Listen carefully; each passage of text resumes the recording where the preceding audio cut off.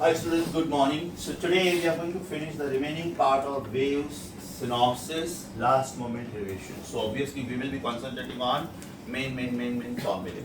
Now there are three experiments in stationary waves. One is sonometer experiment, which is to confirm different laws of a vibrating string. So obviously we will concentrate on the mathematical part of it.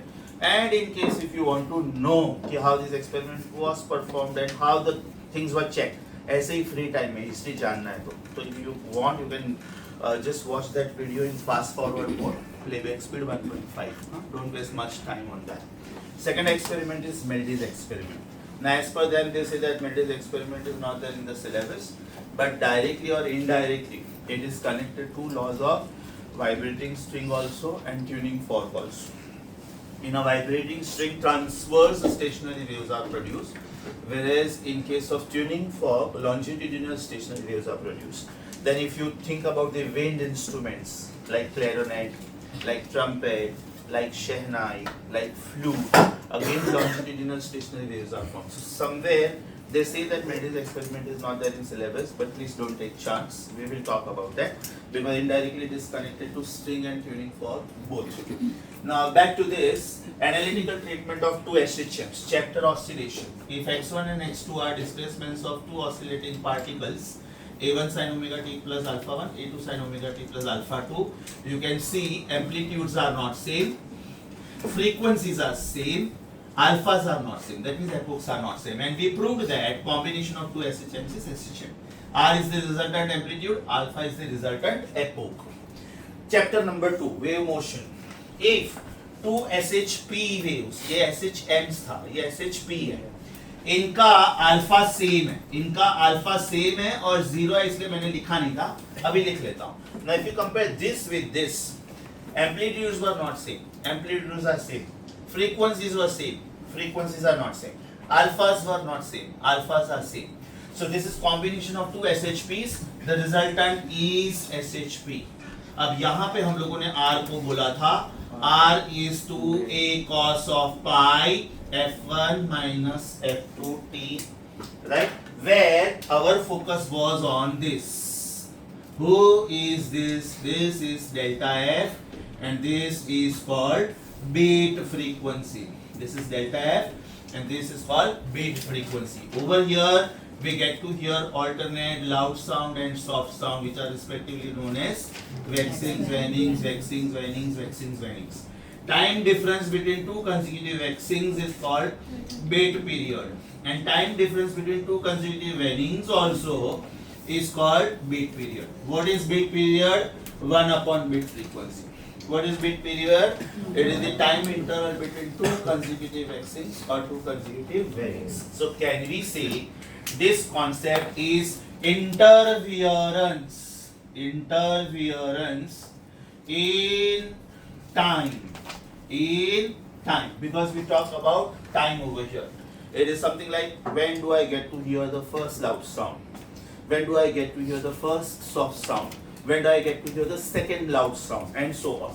So now stationary waves, which was pending last time, I'm coming to that. ये part मैंने introduce कर दिया था, how stationary waves are form. Check this please. y1 is equal to a sin 2 pi t by t minus x by lambda, and y2 is equal to a sin 2 pi t by t plus x by lambda. When these two interfere with each other, we get y is equal to r sin 2 pi t by t. इसका मतलब जब मैंने शुरू किया था, मेरे पास space और time दोनों था, मेरे पास स्पेस और टाइम दोनों था, लेकिन जब मैं एंड कर रहा हूं, मेरा फाइनल रिजल्ट सिर्फ टाइम के टर्म्स में, मतलब x इधर चला गया, x इधर चला गया. What is r now? r is to a cos of 2 pi x by lambda.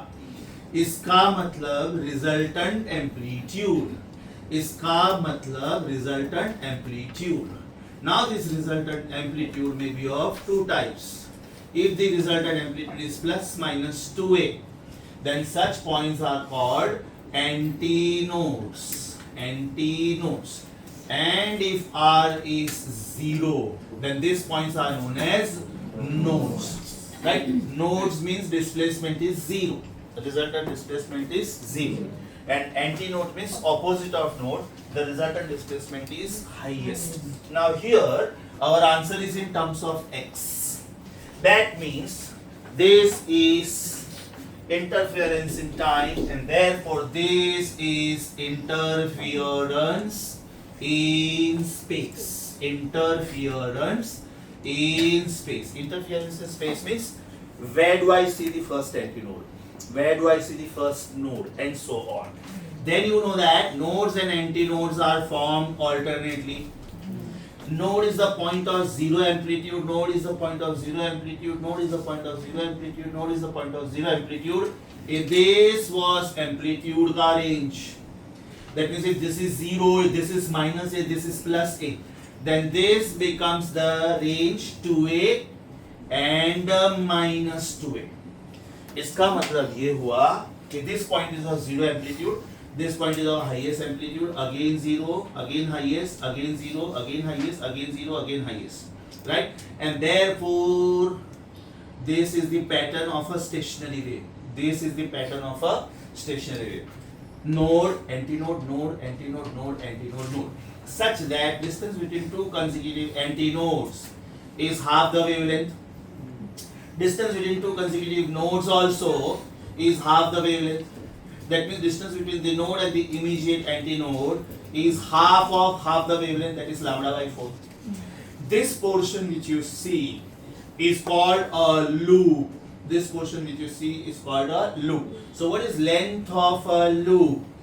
What is length of a loop? Can I say length of a loop is equivalent to length of half wave? Length of a loop is length of half wave. Do you agree with me? Yes. Because this is a loop, right? And this is distance between two consecutive nodes. Distance between two consecutive nodes is lambda by 2, and lambda is wavelength. So can I say this is half of lambda? Yes or no? So ये background था. ये background था. Now first we will talk about strings, vibrating string. We will talk about different laws. We will talk about different formulae. We will talk about harmonics and overtones. We will talk about spatial overtones. Then similar thing we will apply to open pipe and closed pipe. As far as the experiments are concerned, I will give you the end results. See, what is the end result of sonometer experiment? What is the end result of Melday's experiment? And what is the end result of resonance tube experiment?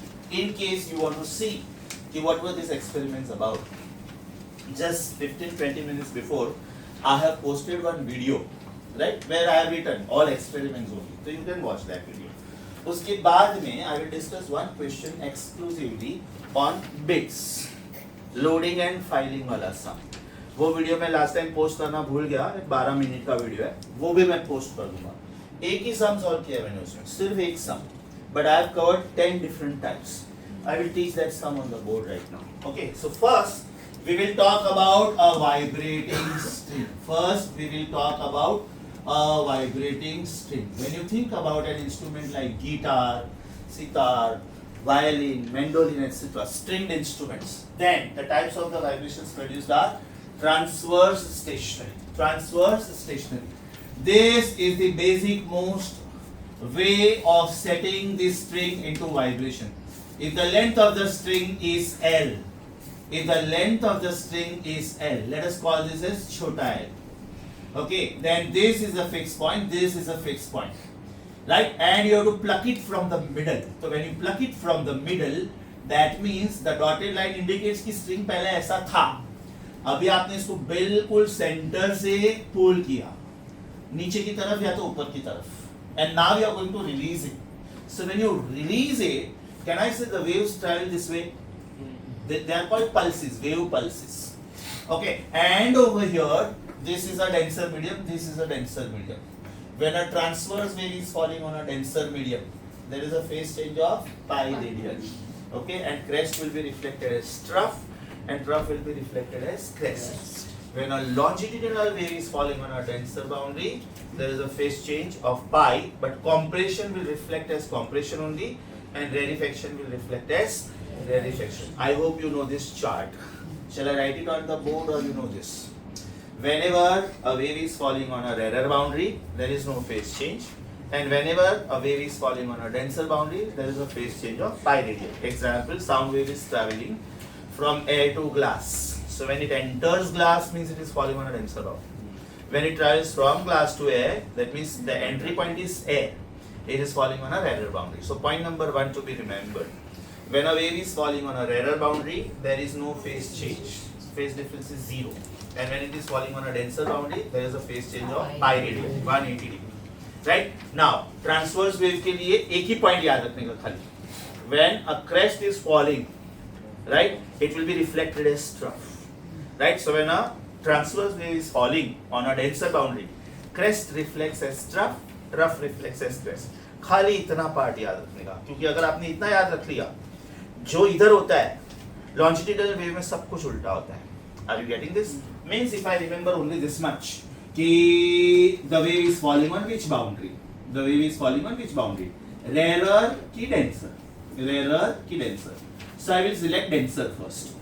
उसके बाद में again there are two types. It is a transverse wave की longitudinal wave. It is a transverse wave की longitudinal wave.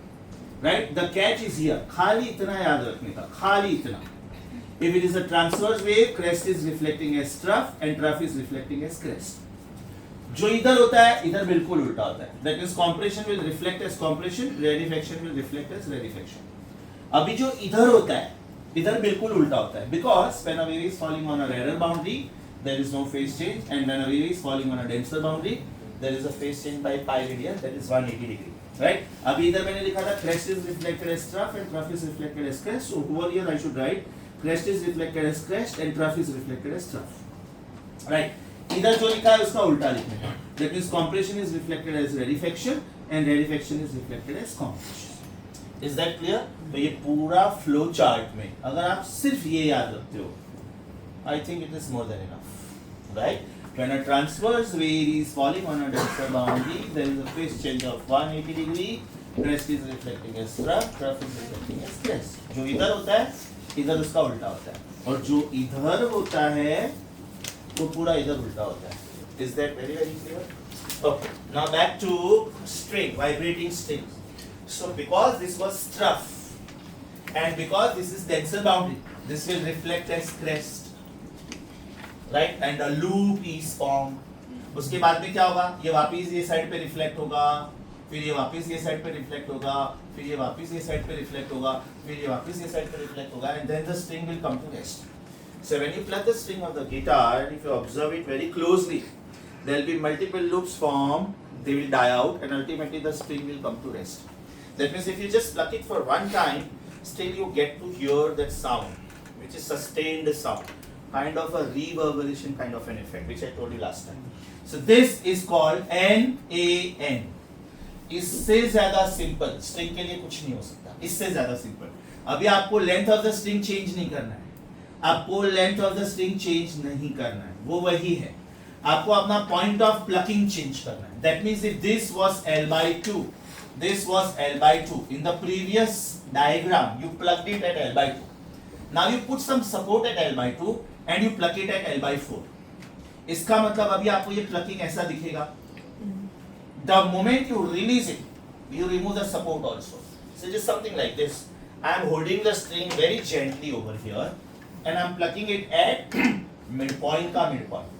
I am holding it at midpoint and I am plucking it at midpoint का midpoint. Right? The moment I release it, I should remove my finger also, because then I am giving chance to this wave to proceed.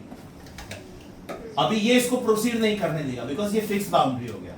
Yes or no? So it will reflect back. So how many loops do you see now? 2 loops. अगर आपको 3 loops form करने हैं, put the support at L/3, plug it at L/6. मतलब आप जहाँ पे support रखते हो उसके midpoint से plug करो. अच्छा, support कहाँ पे रखोगे? Your choice. आपको कितने loops चाहिए? आपको एक ही loop चाहिए था, right? तो you did not put support anywhere. आपको 2 loops चाहिए, तो put the support at L/2. आपको 3 loops चाहिए, put the support at L/3. आपको 7 loops चाहिए, put the support at L/7. आपको P loops चाहिए, put the support at L/P. Next, where will you plug it? आपको जितने loops चाहिए उसके midpoint पे plug करो. आपको 3 loops चाहिए थे, मतलब आपने L/3 पे support रखा, L/6 पे plug किया. आपको 5 लूप्स चाहिए. Where will you put the support? Where will you pluck it at? Okay. आपको 10 लूप्स चाहिए. Where will you pluck it at? Question उल्टा पूछा अभी मैंने सपोर्ट नहीं पूछा पहले ये पूछा कि where will you pluck it at, right? So if you want p loops, where will you put the support? And where will you pluck it at? Final question, if you want 9 loops, where will you put the support? L by 9. And where will you pluck it at? बराबर. So this is NaN. Now this will be NaN because ये दोनों nodes तो fix है. Plus आपने इधर support रखा था तो इधर भी नोड आ गया. You know that no two nodes can come consecutively. बीच में एंटी नोड आना ही चाहिए. No two anti nodes can come consecutively. बीच में नोड आना ही चाहिए. This will be 1, 2, 3. Reflection 1, 2, 3. So this will be NaN. Okay.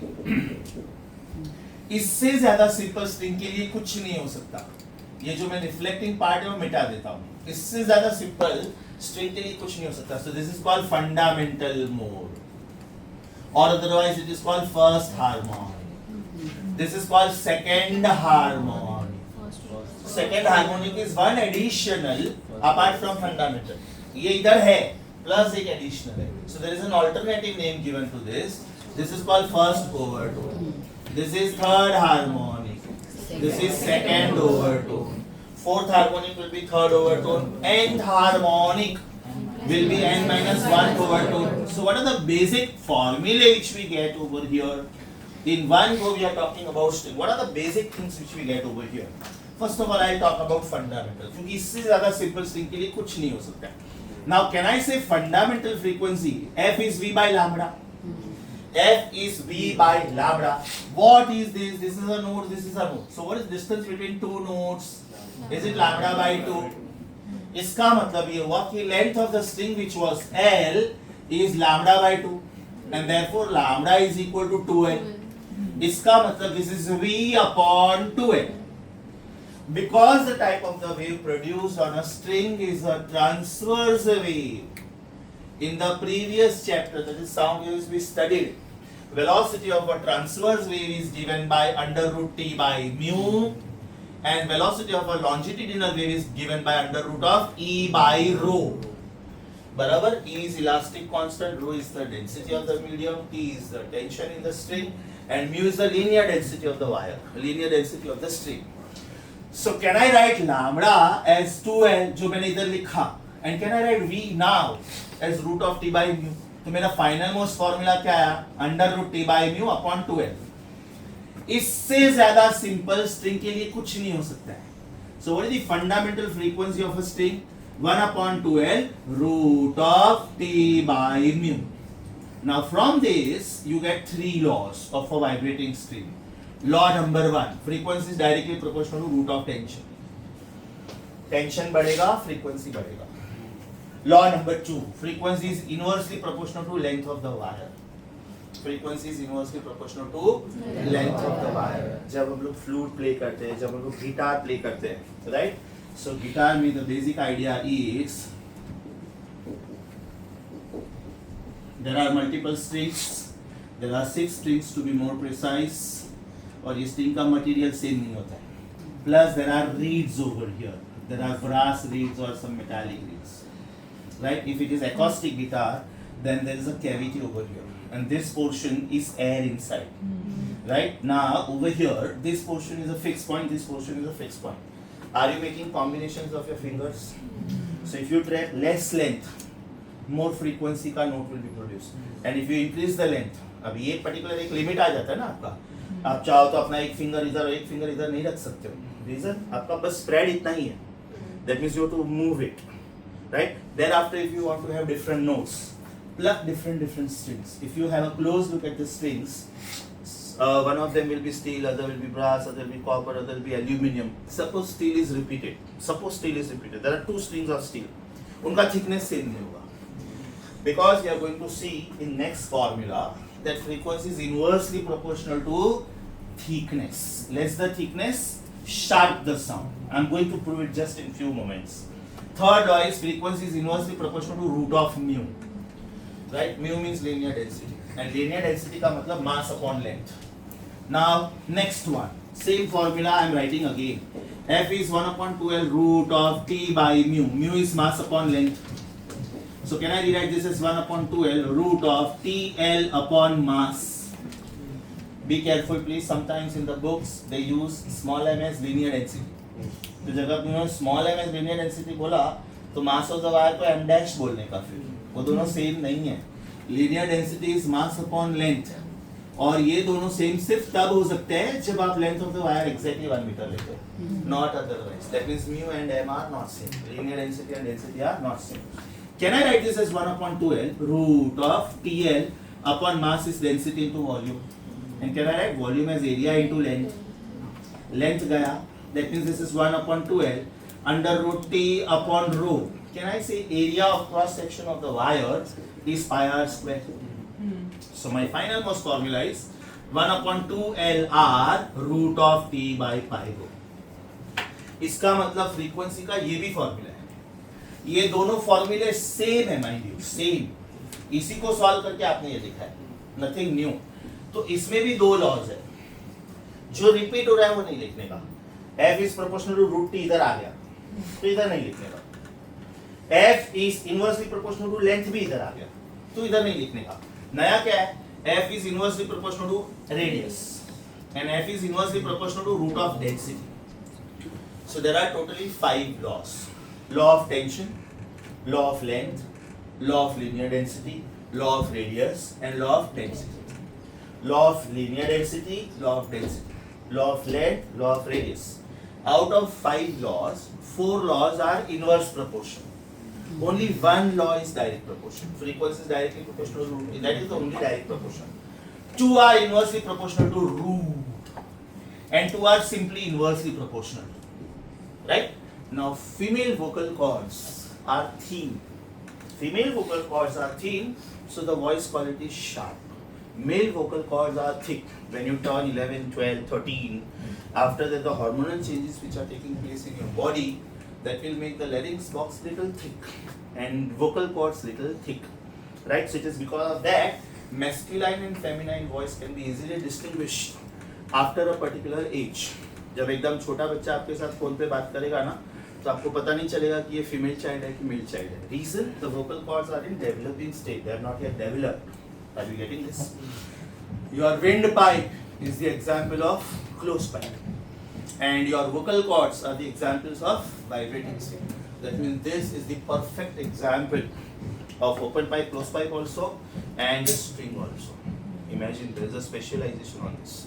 ENT surgeon, right? That means if there is a little problem, खाने में कुछ आ गया, vocal cords को थोड़ा burning effect आ गया, nodules produce हो गया, right? This particular portion of your body, only this particular portion, you need super specialization in this to understand this. Right, so this was about vibrating string. Right, now next, इसका basic याद कैसे रखने का?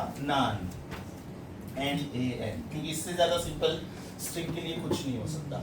इसका मतलब number of notes are always one more than number of antinodes. Right, next, जितने loops form होते हैं उतने antinodes हैं. इधर आपके पास कितने loops हैं? एक. इधर आपके पास कितने लूप्स हैं? 2. इधर आपके पास कितने लूप्स हैं? 3. तो जितने लूप्स है उतने एंटीनोड्स है. जितने लूप्स है उतने एंटीनोड्स है, और जितने एंटीनोड्स है नोड उससे एक ज्यादा है. Simple. So how to remember? NAN for a string, mind you, for a string it is NAN. Number of nodes are always one more than number of antinodes. यहाँ तक हो गया. जितने लूप्स है उतने एंटीनोड्स है, और जितने एंटीनोड्स है नोड्स उससे एक ज्यादा. यहाँ तक समझा? ये सब शॉर्टकट्स हैं. नेक्स्ट, दिस इज फंडामेंटल और फर्स्ट हार्मोनिक. इससे ज्यादा सिंपल स्ट्रिंग के लिए कुछ भी नहीं हो सकता है.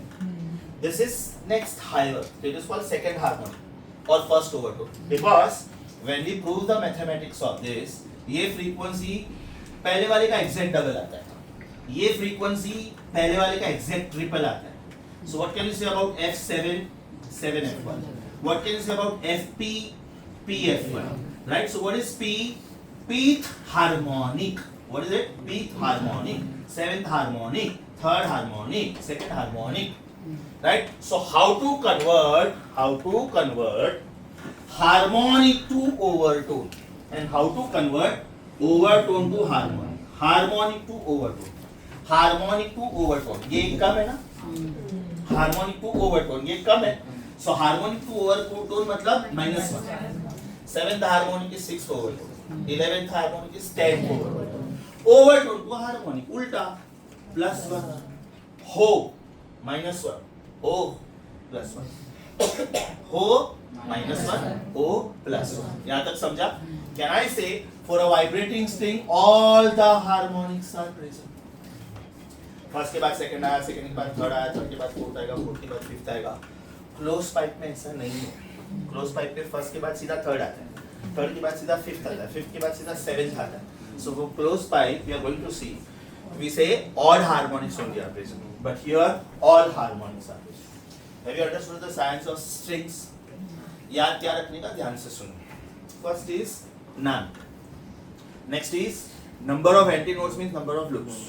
Next is number of notes are one more than number of antinodes. Next is harmonic to overtone, subtract one, and overtone to harmonic. Next is all harmonics are present. Nothing is skipped. What do you mean by harmonics? Integral multiples, right? मतलब F2 is double of F1, F3 is triple of F1. ऐसा कोई भी frequency नहीं आएगा. क्या I will say Fn is n times F1 where n is some decimal point. F1.7 is 1.7 times F1. ऐसा कुछ भी नहीं आएगा. Decimal point नहीं आएगा, fractional values नहीं आएगा. Is that very clear? So we say integral multiples of, right? Finally, two formulae related to string. One is this, other is this. From two formulae, we get 5 laws.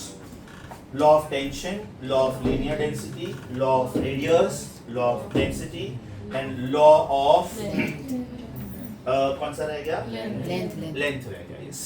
So out of 5 laws, 4 laws are inversely proportional, 1 law is directly proportional. Out of 4 laws which are inversely proportional, 2 are inversely proportional to the root, and 2 are simply inversely proportional. Yes, so length and radius inversely proportional. Mu and rho inversely proportional to square, and tension is directly proportional, right? So I want you to open stationary waves का synopsis, page number I-89 and I-90. Revise. Page I-89 and I-90. Revise. I am waiting for you. I-89 अपना हो चुका था last time. I-90 मैंने अभी किया. Revise. All the shortcuts also are mentioned. All the shortcuts also are mentioned. Will you be able to pause the video? Stop नहीं करना बेटा, please गलती से भी. Pause. Okay. Now open pipe and closed pipe together. The way I had drawn diagrams for first 3 harmonics. First harmonic, second harmonic, and third harmonic for a string. Likewise, I am drawing 3 harmonics for this, and I am drawing 3 harmonics for this.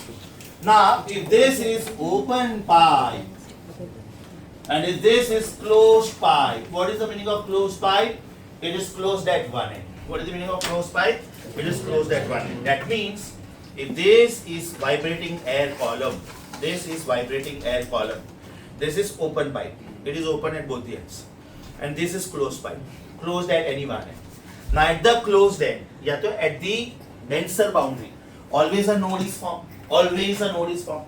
मतलब ये पक्का node है, ये पक्का node है, ये पक्का node है.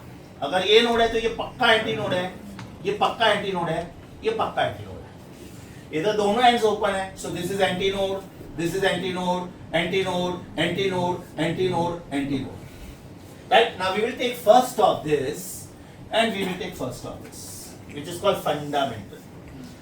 Two anti nodes cannot come together. There has to be a node in between.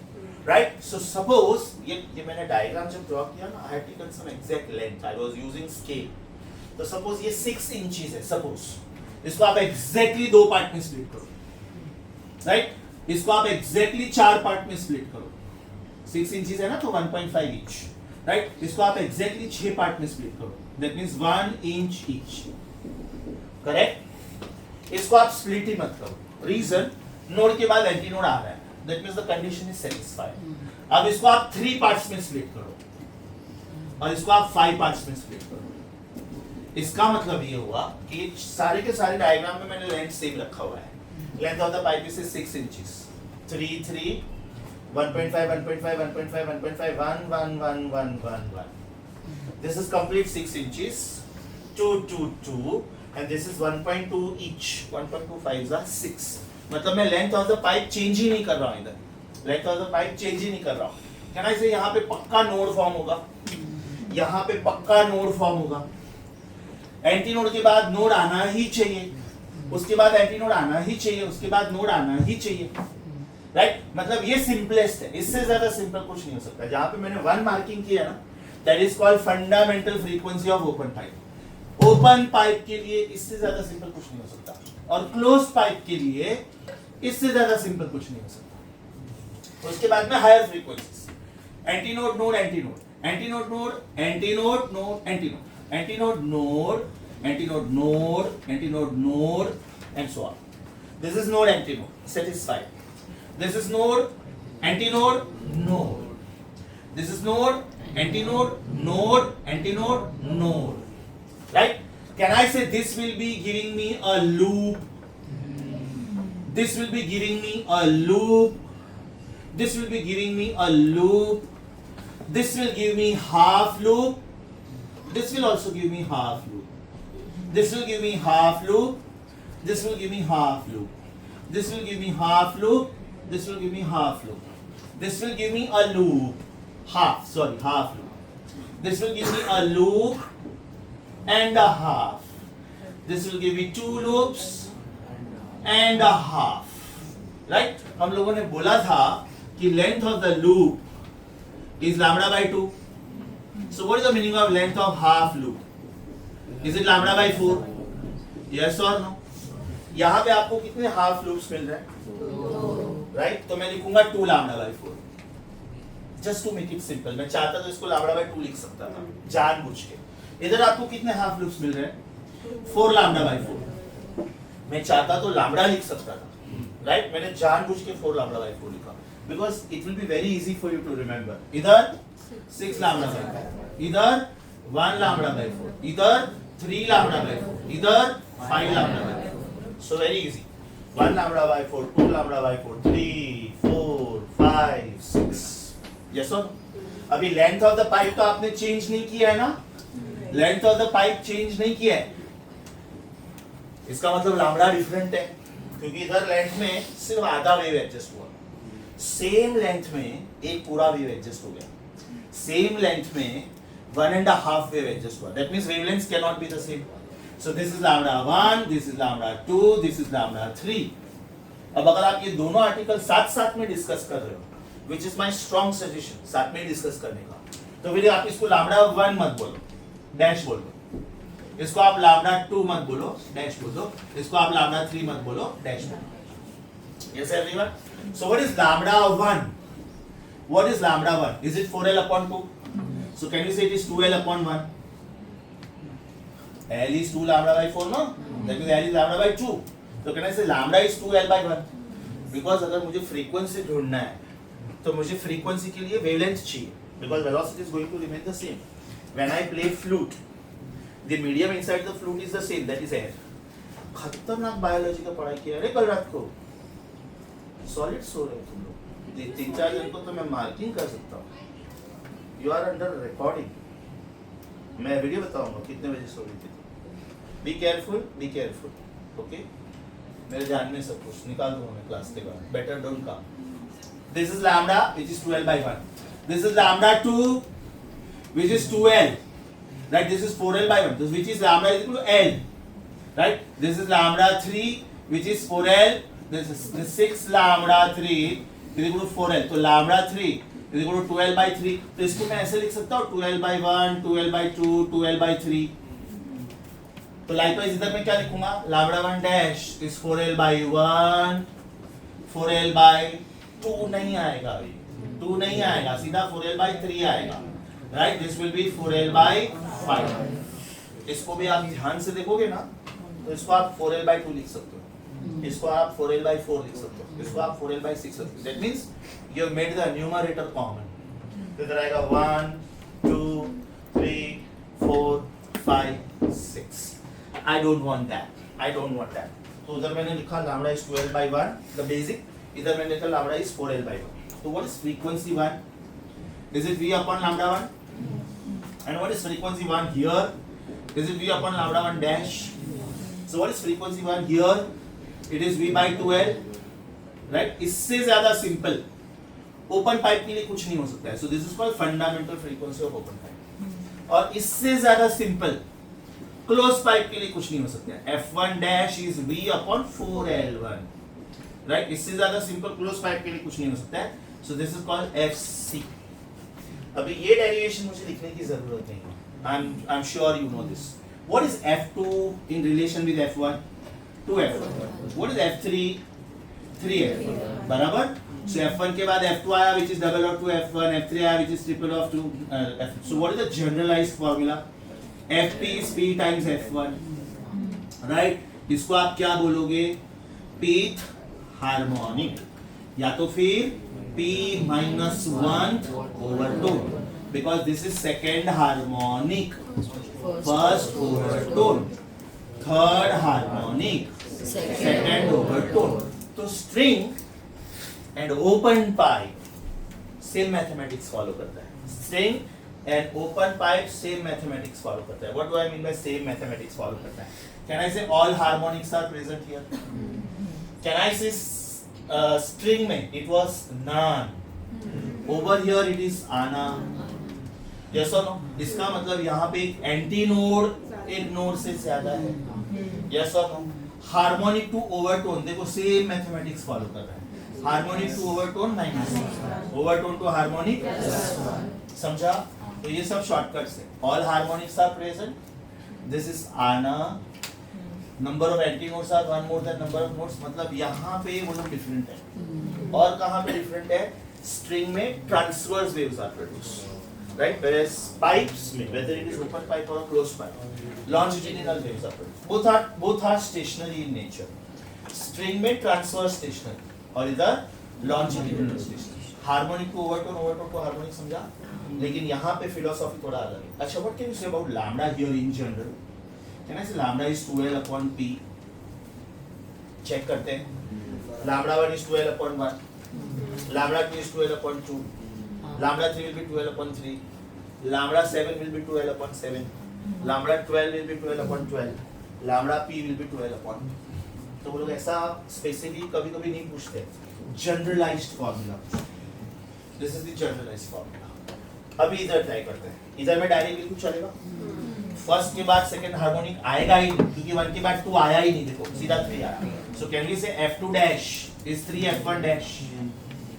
Can I say F3 dash is 5F1 dash?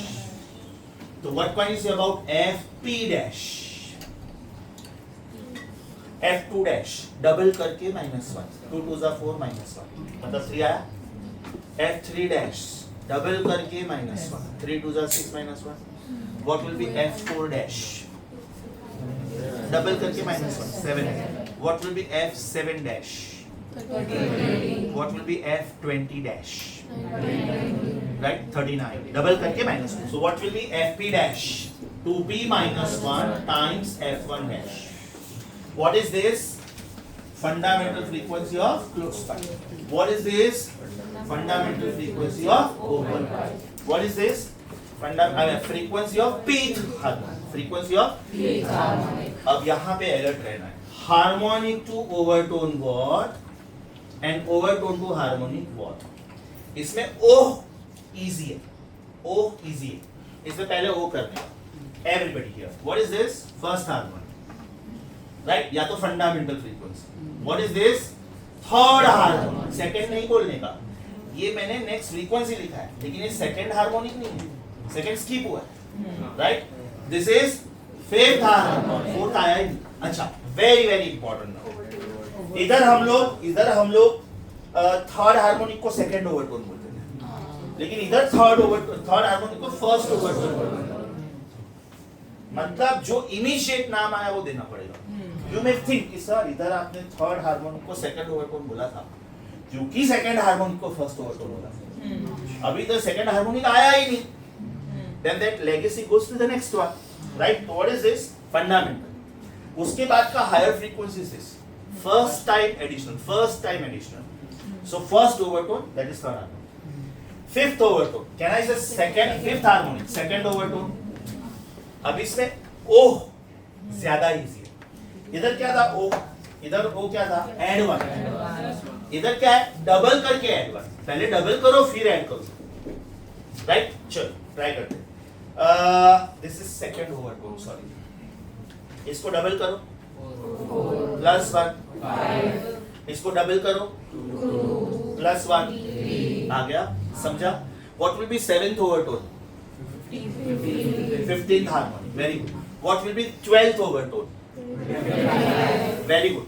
अभी मुझे हार्मोनिक 2 ओवरटोन जाना है, तो उल्टा बोलने का, इधर डबल करके ऐड वन किया था, इधर subtract one and then divide by 2, मतलब इधर डबल था तो इधर हाफ पहले नहीं करने का, नो, पूरा सीक्वेंस भी उल्टा होना चाहिए, राइट। डबल करके ऐड वन, इधर -1 करके डिवाइड बाय 2। चलो ट्राई करते हैं। थर्ड हार्मोनिक, मुझे हार्मोनिक 2 ओवरटोन जाना है, हो सबट्रैक्ट 1, 3 - 1 2 अपॉन 2, आ गया। 5 - 1 अपॉन 1 अपॉन 2, आ गया। 7th harmonic, 7 - 1 6 upon 2 3। 11th harmonic 5, 17th harmonic 8, very good. 71st harmonic 35, very good. 36th harmonic possible, very good, because यहाँ पे सिर्फ ऑड हार्मोनिक्स प्रेजेंट है। मैंने जानबूझ के ना 4-5 ऑड हार्मोनिक्स बोला, फिर जानबूझ के बीच में एक इवन हार्मोनिक घुसा दिया। I just wanted to know whether you are alert or not. So can we say even harmonics don't exist only over here? So यहाँ पे all था, यहाँ पे all है, वहाँ पे आना था, यहाँ पे ना है। So string ना, open pipe आना, इधर ना। इसका मतलब number of notes and anti notes are always same. Check करो, एक नोड है एक एंटी नोड है, चेक करो 2 एंटी नोड्स है 2 नोड्स है, यस और नो। उसके बाद में हार्मोनिक 2 ओवरटर्न का शॉर्टकट लिखा मैंने, राइट। यहाँ पे एक एंटी नोड एक्स्ट्रा था, यहाँ पे number of nodes and anti nodes are same. Lambda का फॉर्मूला बताओ बेटा, सोच के लैम्बडा का फॉर्मूला बताओ, क्लू देता हूँ इधर। Lambda 1 dash is 4l/1, lambda 2 dash is 4l/3, lambda 3 dash is 4l/5, मतलब मेरा न्यूमरेटर फिक्स है 4l, डिनोमिनेटर क्या है 2p-1, very good, it will B 2p-1, perfect, very good, समझा। तो कभी-कभी डायरेक्टली ये फार्मूला पूछते हो लोग कि identify the correct one from the following. Options वो लोग कैसे देंगे, l/p, 2l/p, 4l/2p, 4l/2p-1। अब ये तो मतलब टाइम पास के लिए दिया है, समझ जाने का। ये 12l/p और ये 4l/2p है, तो ये दोनों सेम है, लेकिन ये क्यों देते हो लोग, 2l आना चाहिए मेरे न्यूमरेटर में, या तो 4l आना चाहिए, तो एक में 2l है एक में 4l है। बाद में डिनोमिनेटर में या तो मेरे पास इंटीजर आना चाहिए या तो और इंटीजर आना चाहिए, इसलिए ऐसे देते हो। Got it? So this is for close pipe, this is for and this is also for logic, समझा। तो मैंने ओपन पाइप और क्लोज पाइप साथ में कवर किया, आपको भी एग्जाम टाइम पे साथ में ही कवर करना है। इनफैक्ट आप ध्यान से देखोगे ना तो शायद नोट्स भी मैंने ऐसे सामने के पेज पे दिया होगा, आगे पीछे दिया है, ठीक है, नो प्रॉब्लम। एग्जाम में क्या करने का, एक बड़ा फुल स्केप लेने का और 3 आर्टिकल साथ में करने का, string, open pipe, close pipe. मेरे पास शायद उसका बोर्ड वर्क है, तीनों मैंने एक साथ में लिखा हुआ है, अगर मिल गया तो भेजता हूँ कुछ पे। That is the best way to study string, open pipe and close pipe. So revise open pipe and close pipe. Revise open pipe and close pipe. Pause the video please. Pause the stop नहीं करना please. Now, as I told you, if you want to see the entire experiment, I have posted a video. The title itself is all the experiments of this chapter. One is sonometer box, which I have drawn on the board. Next is Meldis experiment, which I am going to draw. And next is resonance tube experiment, which I am going to draw. The aims of these experiments are, the aim of the first experiment is to confirm the laws of vibrating string. As you know, there are 5 of them. Frequency is directly proportional to root of tension. Frequency is inversely proportional to length. Frequency is inversely proportional to radius. Frequency is inversely proportional to root of mu, and frequency is inversely proportional to root of rho. अब इसमें mainly आपको ये दो ही perform करना होता है, क्योंकि अगर बाकी के तीन अगर आपको परफॉर्म करने हैं, then you will have to change the string. Now you will be given a string. You will be given a string. One endpoint of the string is fixed with the help of a nail. These are triangular knife edges. Other part of the string is passing over to a pulley, which is further connected to a scale pen of mass capital N, and in this scale pen you can add masses, which is small m. So this is added mass, the mass put by you. This is mass of the scale pen, which is fixed. So the total mass of the system is m plus n. So the total weight acting on the wire is m plus m times g. So weight will create tension, and this is the tension in the formula. F is 1 upon 2L root of T by mu, या तो 1 upon 2L R root of T by pi rho. तो जब आपको law of tension confirm करना होता है, आपको length change नहीं करना होता है. This is called resonating length. यहाँ पे एक रेडीमेड स्केल होता है, that scale is fixed with the box, and this is a wooden box, right. So with the help of this scale fix, you can easily find out what is the distance between the knife edges, right? That means if you want to confirm law of tension, you should not change the length, and if you want to confirm the law of length, you should not change the tension. You will see, जैसे जैसे tension बढ़ेगा वैसे वैसे frequency बढ़ेगा. You will be given a set of tuning fork, so you can see the frequencies are increasing. Then you will see if the distance between the knife edge is reduced, that means the length is reduced, the frequency is increased. So this is the experiment. Melday's experiment is to confirm the frequency of the tuning fork. Last time, if you remember, I had shown the set of 7 tuning forks, and that is diatonic scale, as per the universal, the global scale. Sa re ga ma pa da ni, C D E F G A B, do re mi fa sol la ti. Those frequencies are engraved on this. अभी manufacturer ने तो कुछ भी छाप के दे दिया. Manufacturer ने लिख दिया उधर कि जिस ट्यूनिंग फॉर्क की फ्रीक्वेंसी 256. मुझे उसके ऊपर से म्यूजिकल इंस्ट्रूमेंट्स बनाने हैं. मुझे उसके ऊपर से कोई पर्टिकुलर पेशेंट की जिसको थ्रोट में प्रॉब्लम है, मुझे इसकी फ्रीक्वेंसीज चेक करने की, कौन से फ्रीक्वेंसी इसमें प्रॉब्लम है, किसी को सुनने में प्रॉब्लम है, मुझे वो ट्यूनिंग फॉर्क रख के चेक करना है कि इसको कौन से पर्टिकुलर नोट्स समझने में प्रॉब्लम है. और पता चला कि जो इंस्ट्रूमेंट की हेल्प से ये सब मैं कर रहा हूँ, इंस्ट्रूमेंट खुद ही गलत है, right. That means it will give me wrong answer. So Melday's experiment is to confirm the frequency engraved on it. Now it can be performed in two ways. This will be the string, and these are the prongs. So the string is this way, and the prongs vibrate this way. Okay, this is called perpendicular position, or called transverse position. Now you just have to change it. You just have to move the tuning fork. You don't have to do anything to the string, because this string further is attached to a pulley, is further attached to a scale pen. मतलब आप string को कुछ नहीं कर सकते हो. String को अगर आप कुछ करोगे तो पता चला आपको पूरा स्केल पेन उठाना पड़ रहा है, पुली से डिस्टर्ब करना पड़ रहा है. That means the changes which you are going to bring about is in the tuning fork. If the tuning fork is kept this way, and if the prongs of the tuning fork vibrate this way, the length of the string is this way, and the prongs vibrate this way. So this is called perpendicular position, right? Or else transverse position. You simply have to turn this through 90 degrees. Either you can do it this way, right? Or you can do it this way, so that the prongs vibrate parallel to the string. So over here, if you are interested in watching that experiment के experiment ऐसे suppose पढ़ने का बिल्कुल mood ही नहीं है, मतलब कुछ भी ऐसा स्किलफुल नहीं करना है, ऐसे ही टाइम पास के लिए देखना कि एक्सपेरिमेंट कैसे परफॉर्म करते हैं. Because some of the classes they don't teach this experiment. तो ये मैंने मेंशन किया इसमें कि Melday's एक्सपेरिमेंट परफॉर्म कैसे करते हैं. Here I am straight away writing the formula. If it is perpendicular position, then the frequency of the tuning fork and frequency of the string will be the same. Please be very careful, because in Melday's experiment, in resonance tube experiment, in sonometer box experiment, there are two symbols which come together. Capital F या तो capital N will be the frequency of the tuning fork, and small n या तो small f will be the frequency of the wire या तो string. So if I say the tuning fork and wire are in unison, इसका मतलब ये होगा. And if I say the tuning fork is octave of the wire, तो इसका मतलब ये होगा. Right? One more thing. If the length of the string is L, capital L, and if the length of the loop is small l, length of the loop is small l, then do you agree with me? Capital L is small l into number of loops. Do you agree with me? इधर मुझे कितने loops दिख रहे हैं? 3. तो मैं इधर लिखता 3 है. 5 लूप्स दिखते तो 5. इसका मतलब यहाँ पे मैं लिखूंगा P. तो P का मतलब है number of loops. Capital L का मतलब है length of the string.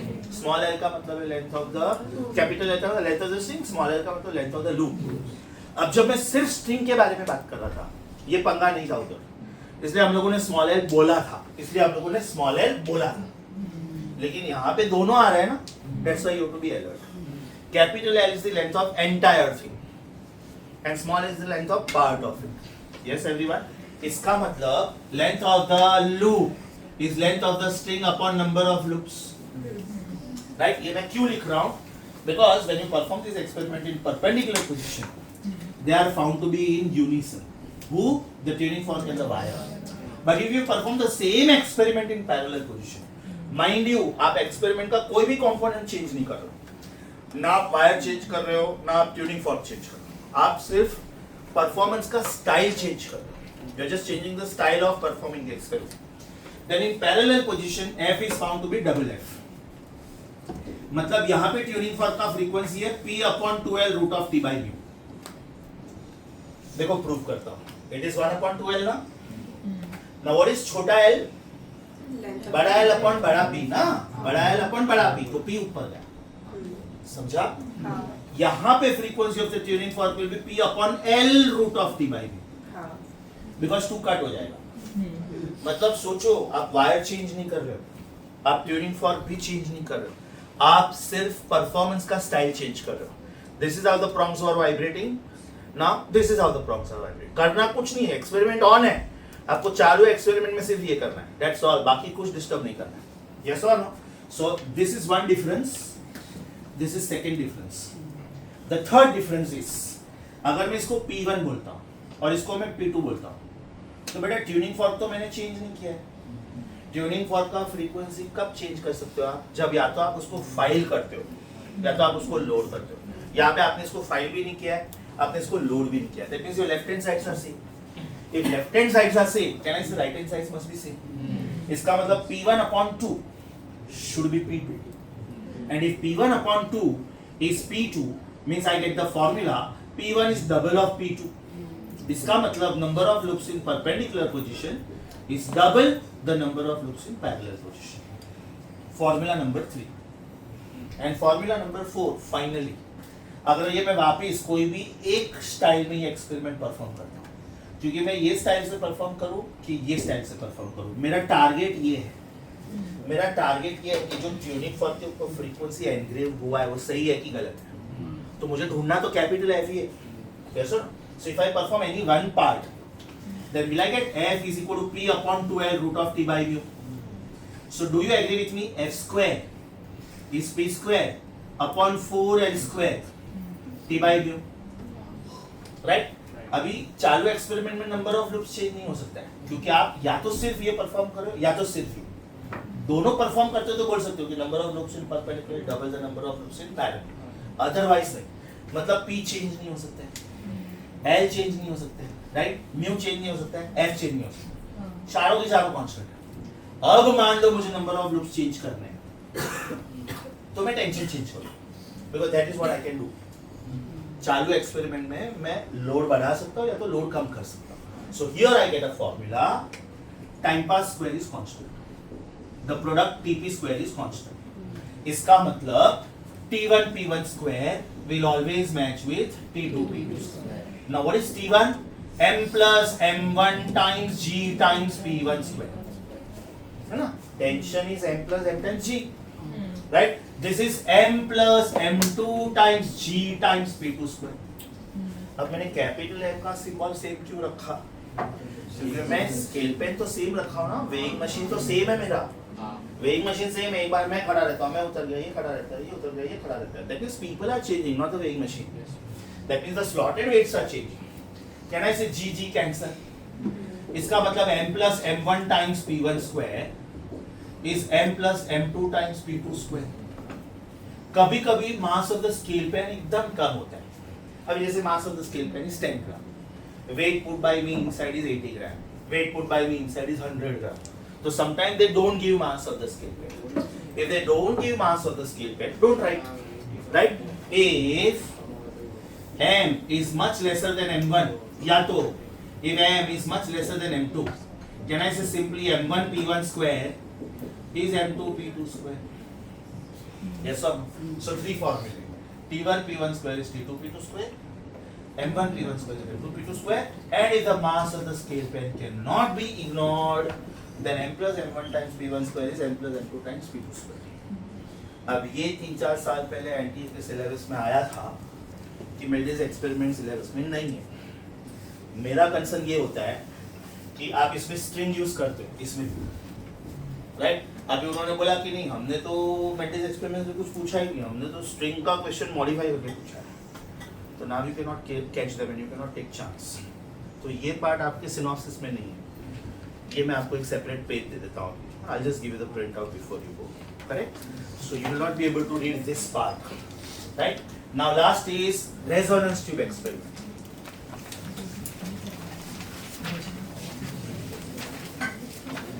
Resonance tube experiment is performed to find out velocity of sound in air. Laplace ने बोला कि the answer is 331.8. I am a student, मुझे कंफर्म करना है कि जो Laplace ने बोला वो सही है कि गलत है. So I will perform this experiment, right? So resonance tube experiment is performed to calculate velocity of sound in air. Very, very, very important, because here you are going to come across something new, which is called end correction, which is called Rayleigh's correction, या तो end correction. Now, when I was explaining open pipe and closed pipe, we said that at the closed end node is formed, and at the open end antinode is formed. But when the experiment was actually performed, a scientist Rayleigh suggested that antinode cannot be formed exactly at the mouth of the tube, because if this is the mouth of the tube, right, and if this is where the particles want to vibrate to the maximum, this is aluminium pipe or brass pipe or copper pipe. Just because the particles want to vibrate to the maximum, pipe will not say, beta, okay, I will increase my diameter because you want to vibrate maximum. This is not going to be flexible, right? That means the particles will have to make their way to vibrate maximum, and therefore the antinode is not formed exactly at the mouth of the tube. It is formed slightly outside the tube, and this slightly outside the tube was calculated by Rayleigh, and he said that if this is closed pipe, if this is closed pipe, and if this is node, right, we were believing that antinode is formed here. This is node, we were believing that antinode is formed here. But the correct value of antinode is found slightly outside. But this is not the place where antinode is formed, it is slightly outside. This extra length which you have to take into account is called end correction. And it was calculated as 0.3 times internal diameter of the tube. 0.3 times internal diameter of the tube with the help of vernier calipers. इसका मतलब जब हम लोगों ने actually close pipe study किया था, हम लोगों ने बोला था L is equal to lambda by 4. ये हम लोगों ने बोला था. Yes or no? But we should not take L as this now. We should take L plus E as lambda by 4. क्योंकि एंटीनोड मैंने ये लिया था, अभी मुझे एंटीनोड ये लेना ही नहीं है. तो what is distance between node and antinode? Is it this? Can I say it is this distance now? Yes. Distance between node and antinode is lambda by 4. Is lambda by 4 equal to L? No. It is L plus E. So L plus E is equal to lambda by 4. This is the correct way of writing it. इसका मतलब lambda is 4 times L plus E. इसका मतलब F lambda is 4 times F times L plus E. And F lambda is V. So velocity of sound was not calculated as 4FL. No. It was 4F times L plus E. मतलब अगर आपने E नहीं लिया, you are giving round about answer. अगर examiner ऐसा बोलता है कि थोड़ा बहुत आगे पीछे चलेगा, आंसर आ रहा है 332, आपका आंसर 325 या तो 335 आएगा, चलेगा।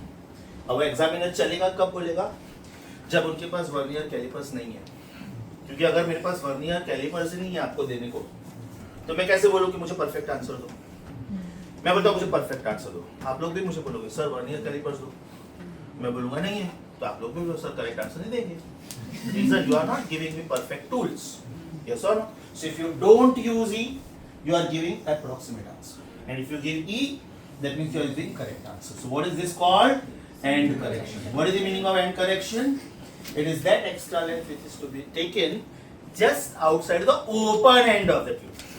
Just outside the open end. Because ये पंगा एंटी नोड्स के साथ है, नोड के साथ है ही नहीं। Yes or no? इसका मतलब ये हुआ कि अगर मैं आपको ओपन पाइप देता हूं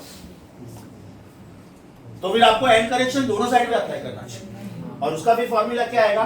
V is equal to 4F नहीं आएगा, 2F आएगा, right, times L plus 2E, right. Close pipe हुआ तो V is 4FL, because fundamental frequency of close pipe is V upon 4FL, fundamental frequency of open pipe is V upon 2FL। तो ये 4 का 2 हो जाएगा और ये 1 का 2 हो जाएगा। Is that very very clear? This is end correction. This is end correction. और यहाँ पे एंटी नोड इधर थोड़ा बाहर फॉर्म होगा और इधर भी थोड़ा बाहर फॉर्म होगा, मतलब एंड करेक्शन इधर भी अप्लाई करना पड़ेगा, एंड करेक्शन इधर भी अप्लाई करना पड़ेगा। अभी एग्जामिनर बोलता है कि नयन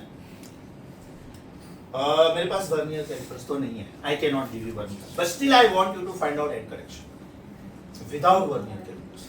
आई will say okay sir, give me a longer pipe, give me a longer pipe. Example, ये मेरे पास ग्लास जा रहा है, ये मेरे पास ग्लास जा रहा है, राइट, और ये मेरे पास ओपन एल्यूमिनियम पाइप है, open, which is open at both the ends. तो right now there is air inside. This is air coil, right? I will fill this with water. Usually 2/3 of its capacity or 3/4 of its capacity is filled with water. So that when you immerse pipe in this, it will not overflow. That means you will have to keep some space. The liquid comes up.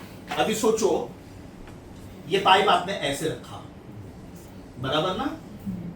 जैसे ही pipe आपने ऐसे रखा, that means it becomes a closed pipe, because this is air, but this is water ना?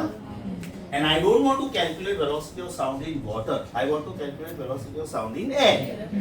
So पहले ये open pipe था, जब तक लिक्विड में नहीं था, जैसे लिक्विड में डाला ये क्लोज पाइप हो गया। इसका मतलब now this will be antinode, because यहाँ पे मैं ट्यूनिंग फॉर्क रखने वाला हूँ, correct, and this will be node which was my belief, but can I say node is form just outside. Examiner बोलता है कि नयन ये ई ढूंढो, मैं बोला सर वर्नियर कैलिपर्स दो, नयन वर्नियर कैलिपर्स नहीं है, okay sir no problem. Now what I will do is I will take this pipe out.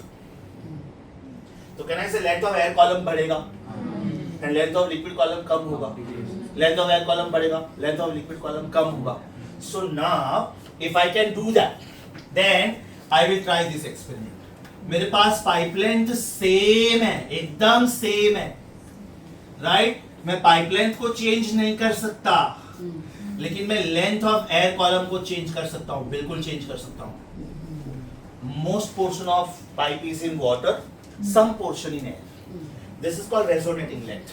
बाद में ये जितना है वो तो उतना है ही, राइट, प्लस प्लस इतना पानी, ये जितना है वो तो है ही है, ये भी जितना है वो उतना है, ये भी जितना है उतना है पानी। Advantage, fundamental frequency, third harmonic, fifth harmonic.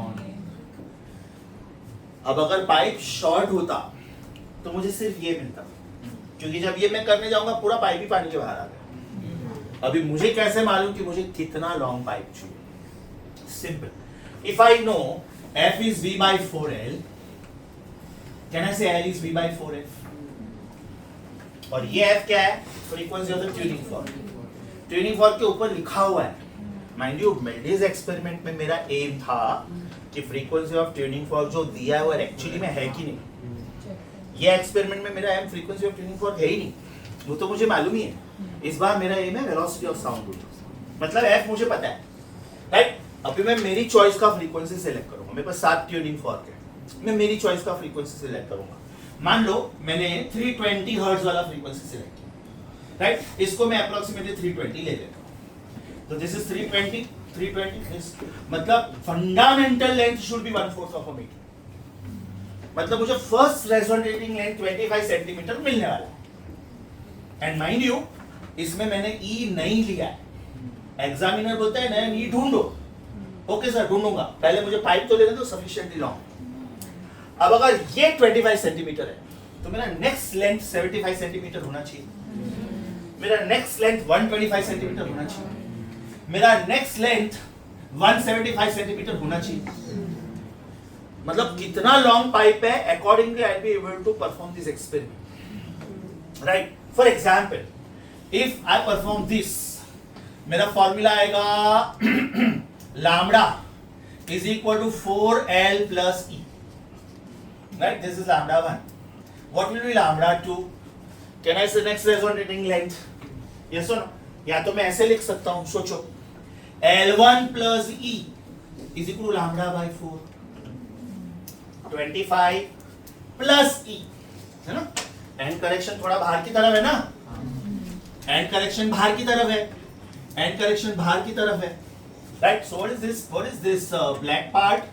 Is it end correction throughout? So can I say L1 plus E is lambda by 4? ये मुझे नहीं पता है।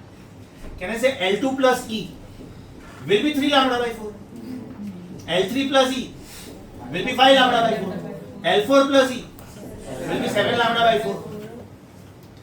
मतलब अगर मेरे पास सिर्फ 2 रेजोनेंस के ये भी लेंथ है ना, तो भी मेरा काम हो गया। रीजन सुनो, this is 1, this is 2, this is 3, this is 4। मान लो मेरे पास पाइप ही सिर्फ 100 सेंटीमीटर का है, मतलब मुझे 25 मिलेगा, 75 मिलेगा, 125 मिलेगा ही नहीं, पाइप ही 100 सेंटीमीटर का है। तो अगर मैं सिर्फ 2 रेजोनेटिंग लेंथ भी ढूंढ सकता हूं, देन कैन आई से equation 2 minus equation 1 will give me L2 plus E minus L1 plus E is equal to 3 lambda by 4 minus 1 lambda by 4, which is lambda by 2। तो इधर एंड करेक्शन गया, इसका मतलब L2 minus L1 is lambda by 2, इसका मतलब lambda is twice L2 minus L1, इसका मतलब F lambda is twice F L2 minus L1, and therefore velocity is twice F L2 minus L1। अब ये क्या हुआ मालूम है? My answer is perfect without end correction। मैं इसमें मेरा end correction ही उड़ गया, still my answer is perfect, right? So if the examiner does not give me vernier calipers, no problem, examiner should give me longer pipe।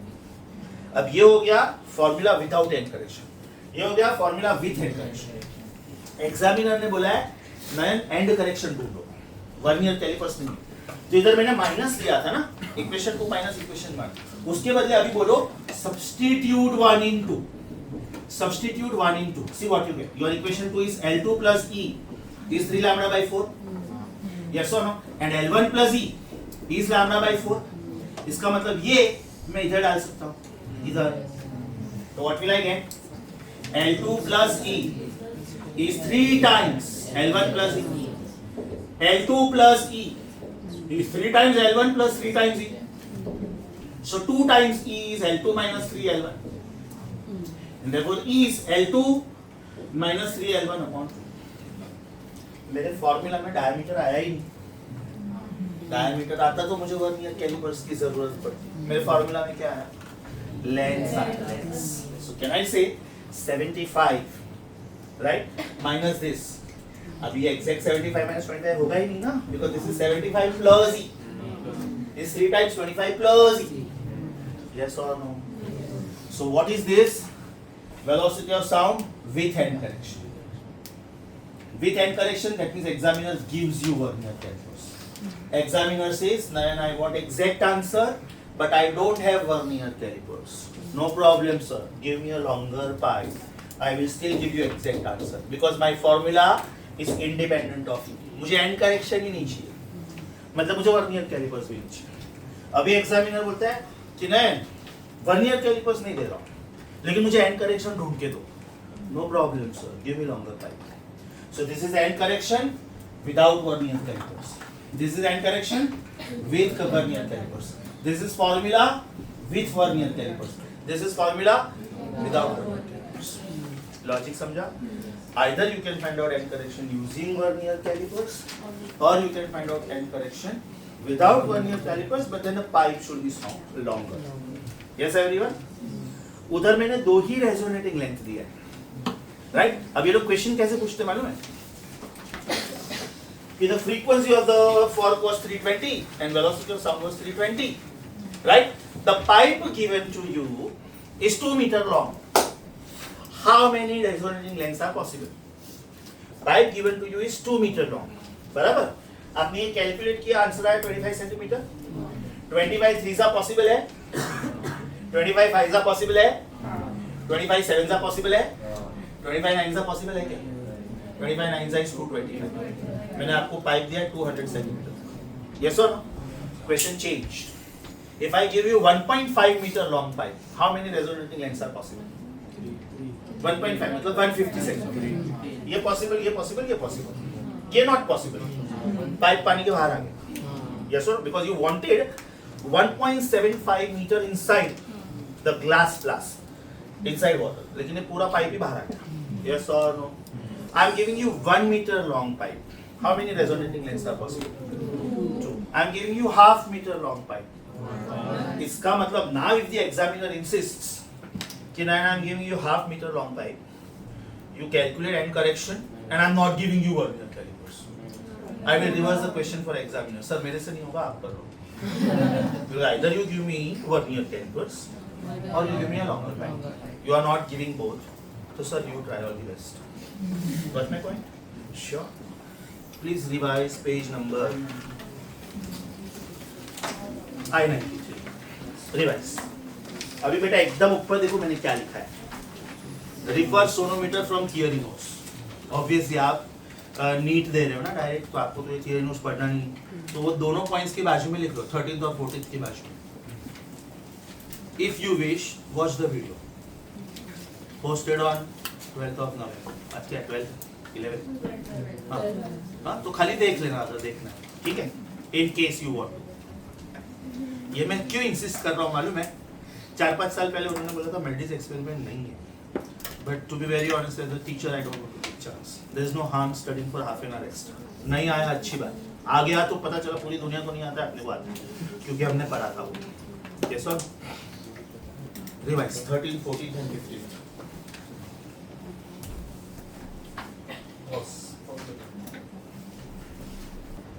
Repeat the question please. If we aren't given consecutive lengths, then how to find end correction? Okay, suppose L1 plus E is lambda by 4. अब मैंने जानबूझ के L2 दिया ही, skip किया, तो मैं L2 plus E 3 lambda by 4 skip करूँगा, L3 plus E 5 lambda by 4 लूँगा। Suppose वो भी नहीं दिया, then L4 plus E 7 lambda by 4 लूँगा। So what is the formula? LP plus E is 2P minus 1 lambda by 4। सोचो, है ना? L1 plus E is lambda by 4, L2 plus E is 3 lambda by 4, double करके subtract 1, है ना? ये 2 था। L3 plus E is 5 lambda by 4, L4 plus E is 7 lambda by 4। अब अगर वो लोग बोलते कि 2 consecutive lengths, तो आप ये दो ले लो, ये दो ले लो, ये दो ले लो, कोई भी ले लो, चलेगा। लेकिन उन्होंने बोला कि एक के बाद दो स्किप किया, एक के बाद दो स्किप किया, ये लो, ये मत लो, ये मत लो, ये लो। So now we will write L4 minus L1 is 7 lambda by 4 minus 1 lambda by 4, which is 3 lambda by 4. Got it? और बाद में सेम चीज अगर एंड करेक्शन ढूंढना है बेटा, तो ये जो L1 plus E lambda by 4 है वो इधर डाल दो, तो you will get L4 plus E is 7 times L1 plus E. Got it? Consecutive दिया, कोई भी दो consecutive दो, 1 2 2 3 3 4, बट नहीं दिया तो कितना स्किप किया है, जो स्किप किया है वो मत। Got it? ओके, अभी बेटा आपका जो मॉक टेस्ट था उसका एक क्वेश्चन मैं सॉल्व कर रहा हूँ बिट्स वाला। एक 12 मिनट का रिकॉर्डिंग भी मैं अभी पोस्ट करूंगा, सॉरी लास्ट टाइम मैं फॉरगॉट। उसमें आपको रिवाइज करना, तो ये सेम एक क्वेश्चन सॉल्व किया होगा मैंने, ओके। और उसके ऊपर मैंने एक में से 10 क्वेश्चन बनाया होगा, एक में से, right. Two tuning forks when sounded together, ये आपके मॉक टेस्ट का क्वेश्चन नंबर 21। इसको मैं थोड़ा मॉडिफाई करना two tuning forks are sounded together, they produce 4 bits per second, and the frequency of one fork is 256. The number of bits heard will increase when the fork of frequency 256 is loaded with x. एक काम करते हैं, मैं एक नया question बनाता हूँ। लिखो कहीं पे, तो ये सिनॉप्सिस में लिख लो, सिनॉप्सिस में कहीं पे लिखो। ये साउंड वेव्स आपका जो फॉर्क वेव है ना, उधर लिखो एकदम ऊपर। Sample problem. Two tuning forks A and B are sounded together. Two tuning forks A and B are sounded together. Two tuning forks A and B are sounded together, and the frequency of tuning fork B is 256 hertz. Is 256 hertz. And they produce 6 bits per second. Right? Next sentence now. When prongs of A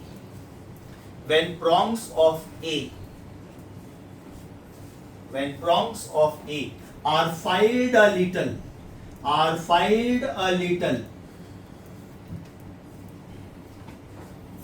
little, number of bits reduced to 4 per second. Number of bits reduced to 4 per second. Number of bits reduced to 4 per second. Okay, last sentence. What is frequency of A before filing? What is frequency of A before filing? Repeat करूँ sentence. There are two tuning forks sounded together, right? Frequency of tuning fork B is 256 hertz, and they produce 6 bits per second. Sentence number 2. When the prongs of A are filed a little, then the number of bits reduced to 4 per second. यहाँ तक लिखा? Last sentence. What is frequency of A before filing? अब एकदम ध्यान से सुनो बेटा, technique सुनो। मैं एक में 10 प्रॉब्लम सॉल्व करने वाला हूँ, 10। ये एक ही प्रॉब्लम है, मैं एक में 10 सॉल्व करने वाला हूँ। Shortcut number 1, okay. ये जो मैं टेक्निक यूज कर रहा हूं ना, this technique is used when the unknown tuning fork is modified. अच्छा, मॉडिफाइड के वापिस दो मतलब है, ये फाइल्ड भी हो सकता है और ये लोडेड भी हो सकता है, बराबर। इसलिए मैंने जस्ट मॉडिफाइड किया। इसका मतलब ये प्रॉब्लम में ये टेक्निक यूज कर सकता हूं। मैंने क्या बोला है? There are two tuning forks A and B. They are sounded together. They produce 6 bits per second. Now frequency of A is changed a little bit because A is 5. मतलब देखो मैंने क्या किया? Unknown tuning fork is modified. Right? Point number 2. Always write unknown tuning fork first. Always write unknown tuning fork first, जो कि मैंने किया है। unknown tuning fork, known tuning fork, unknown tuning fork, known tuning fork. Data number 1, मैं जो style में solve कर रहा हूं ना, बिल्कुल सेम स्टाइल में सॉल्व करने का, बिल्कुल सेम स्टाइल, राइट। उन्होंने मुझे पूछा है what is frequency of A before filling, F A is how much, right. अभी total focus on the board. मैंने बोला वैसे 10 प्रॉब्लम्स एक साथ में सॉल्व करो। This is the situation before filing, and this is the situation after filing. Can I say from first diagram, FA is FB plus minus 6. ये frequency से या तो 6 ज्यादा या तो 6 कम है, correct. So this gives me 256 plus minus 6. That means my answer is 262 या तो 250. Am I right? First data समझा। अभी सेकंड डेटा कैसे लिखोगे आप बताओ? मैंने लिखा था FA is FB plus minus 6. आप इसको कैसे लिखोगे? FA डैश बिल्कुल इसके नीचे लिखने का, बिल्कुल सेम स्टाइल में, is FB plus minus 4. So this is 256 plus minus 4. That means my answer is 260 या तो 252 बराबर. अभी ये एक में मेरा 4 प्रॉब्लम सॉल्व हो गया. देखो क्यों. ये मेरा एक कॉम्बिनेशन बना, ये मेरा दूसरा कॉम्बिनेशन बना, राइट. ये प्रॉब्लम फाइलिंग का है, इसलिए अभी ये वर्ड मैंने अभी लिखा, filing, before filing, after filing. You know that on filing the prongs of the tuning fork, on filing the prongs of a tuning fork, frequency बढ़ता है कि कम होता है? बढ़ता है. इसका मतलब नया फ्रीक्वेंसी पुराना फ्रीक्वेंसी से ज्यादा होना चाहिए, right? Now if you see this combination, frequency decreases, and if you see this combination, frequency increases, right? मतलब ये मेरा बिफोर फाइलिंग हुआ, राइट, ये मेरा बिफोर लोडिंग हुआ, सॉरी, बिकॉज लोडिंग में फ्रीक्वेंसी कम होता है. ये मेरा आफ्टर लोडिंग हुआ, ये मेरा बिफोर फाइलिंग हुआ, और ये मेरा आफ्टर फाइलिंग हुआ. समझा? ये मैंने एक में 4 प्रॉब्लम्स कवर किया. अगर उन्होंने मुझे लोडिंग वाला क्वेश्चन दिया होता तो ये लोडिंग वाला कॉम्बिनेशन हुआ, before loading, after loading, because on loading frequency decreases. उन्होंने मुझे फाइलिंग का क्वेश्चन पूछा है, so before filing, after filing. मुझे बिफोर फाइलिंग पूछा है कि आफ्टर फाइलिंग पूछा है? एफए पूछा है कि एफ डैश? इसका मतलब मेरा आंसर हो गया ये, यस और no, as per the question. और ये क्वेश्चंस का ब्यूटी क्या होता है मालूम है? They will give you exact this 4 options. यही 4 नंबर्स देंगे, राइट. अब ये 4 प्रॉब्लम्स हो गया. अभी next technique, if non tuning fork is modified. ये अननोन था ना. If non tuning fork is modified, style of solving same, style of solving same, right. Loading word को फाइलिंग कर दो और फाइलिंग वर्ड को लोडिंग कर दो, फाइलिंग वर्ड को लोडिंग कर दो. Try to understand why, try to understand why. अभी बेटा मैं नॉन ट्यूनिंग फॉर्क को मॉडिफाई कर रहा हूं, मतलब इधर डैश नहीं आएगा, इधर डैश आएगा, बराबर. मतलब इधर डैश नहीं आएगा, इधर डैश आएगा. तो जब अब मैं ये लिखूंगा एफ बी डैश, तो ये एफ ए माइनस प्लस 4 हो जाएगा. मतलब मेरा ऑर्डर चेंज हो गया, प्लस माइनस के बदले minus minus. Is that clear? इसमें स्टाइल चेंज नहीं करना है. स्टाइल चेंज करोगे ना तो 8 मेथड याद रखना पड़ेगा. स्टाइल चेंज नहीं करना, एक ही मेथड याद रखने का, खाली वर्ड्स चेंज करने का. समझा अच्छे से? 4 और 4 8 प्रॉब्लम हो गया. Anybody any doubt? पहला टेक्निक याद रखने का. पहला टेक्निक क्या है? Always keep the unknown tuning fork first. अभी इसमें उन्होंने नॉन ट्यूनिंग फॉर्क मॉडिफाई बोला है ना, फिर भी मैंने रखा तो पहले unknown he. Is that clear? Style भी सेम, खाली मैं फिर ये वर्ड्स चेंज कर दूंगा. फाइलिंग को लोडिंग का सब बना दूंगा, लोडिंग को फाइलिंग का. अभी ऐसा भी होगा कि before filing and after filing का वो लोग बिट फ्रीक्वेंसी सेम देते हैं. ये भी 6 है, ये भी 6 है, तो पता चला ये भी 6 है, ये भी 6 है, पता चला ये भी 6 है, ये भी 6 है, पता चला ये भी 262 है, ये भी 250 है. Now 262 cannot remain 262, 250 cannot remain 250. Criss cross. तो 2 सम और हो गया. पहला 4 सम कौन सा? Unknown tuning fork. फिर दूसरा 4 सम कौन सा? नंबर ऑफ बिट्स सेम नहीं थे. 4 और 4 8 हो गया. अभी हो सकता है फाइलिंग और लोडिंग के बाद भी वो लोगों ने नंबर ऑफ बिट्स सेम रखा है. तो 262 ऊपर नीचे आया, 250 ऊपर नीचे आया. ये हो नहीं सकता है, लेकिन ये हो सकता है. तो ये लोडिंग का सम हुआ और ये फाइलिंग का सम. Total 10 questions. ये एक ही प्रॉब्लम में मैंने 12 मिनट स्पेंड किया है वीडियो लेक्चर. अभी भी शायद उतना टाइम लगा ही होगा मुझे, लेकिन एक प्रॉब्लम ढंग से किया ना, then you don't need to look at this questions again. Loading and filing का क्वेश्चंस का this is the best technique.